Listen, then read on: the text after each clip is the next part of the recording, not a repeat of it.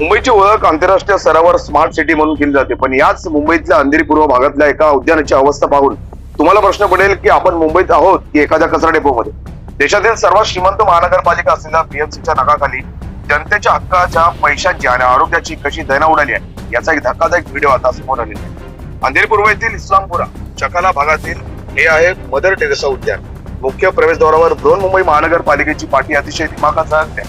पण या पाठीच्या आज पाऊल ठेवताच समोर येणारं दृश्य कोणत्याही सुदान नागरिकाचा संताप अनावर करेल. उद्यानामध्ये लहान मुलांसाठी खेळणी, हिरवळ किंवा ज्येष्ठांसाठी विरंगुळ्याची जागा असणे अपेक्षित आहे, पण इथे जागोजागी फक्त आणि फक्त कचऱ्याचे ढिगारे पसरलेले आहेत. प्लास्टिकच्या पिशव्या, मातीचे ढिगारे आणि झाडांच्या मुळाशी साधलेली घाण हे आज या उद्यानाचे वास्तव बनले. हद्द तर तेव्हा होते जेव्हा सार्वजनिक उद्यानाचा वापर चक्क खासगी गोडाऊनसह केला जात असल्याचे दिसते. व्हिडिओमध्ये तुम्ही पाहू शकता की इथे काही तुटलेले फर्निचर, जुने लाकडी दरवाजे आणि चक्क कपडे सुकवण्याची एक लोखंडी खाट उभी करून ठेवली आहे. उद्यानाचा हा विद्रुपीकरण पालिकेच्या अधिकाऱ्यांना दिसत नाही का, हा मोठा प्रश्न आहे. या साचलेल्या कचऱ्यामुळे संपूर्ण परिसरात डासांचे साम्राज्य निर्माण झाले असून स्थानिक नागरिकांच्या आरोग्याला मोठा धोका निर्माण झाला.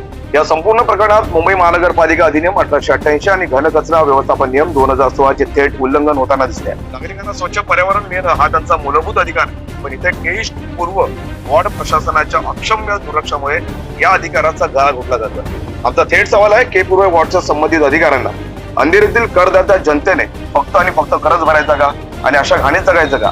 उद्यानात बेकायदेशीरपणे खासगी सामान आणि कचरा टाकणाऱ्यांवर प्रशासन कारवाई कधी करणार आणि हे मदर टेरेसा उद्यान पुन्हा कधी स्वच्छ होऊन लहान मुलांसाठी खुले होणार?